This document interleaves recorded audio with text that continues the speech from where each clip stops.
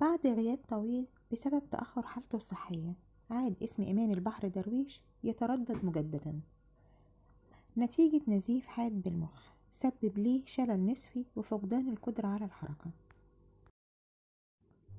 وخلال مداخلة هاتفية لأحد البرامج، طمأن إيمان البحر درويش جمهوره باستعادة جزء من صحته بعد استجابة جسمه لجلسات العلاج الطبيعي حتى تعافى من الشلل، لكن دون استعادة الحركة بشكل كامل.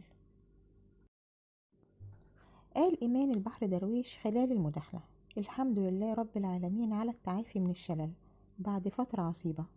الإصابة جات لي منذ فترة، لكن إهمال العلاج الطبيعي أدى لمضاعفات أفقدتني القدرة على الحركة.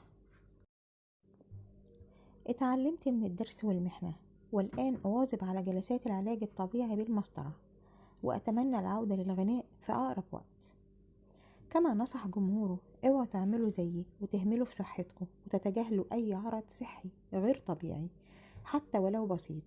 أنا كل اللي أنا فيه بدأ بارتفاع ضغط الدم، لكن الإهمال أدى لتدهور حالتي الصحية. أنا بستعد الآن لطرح أغنية جديدة بعد الشفاء إن شاء الله، وهرجع أقوى من الأول.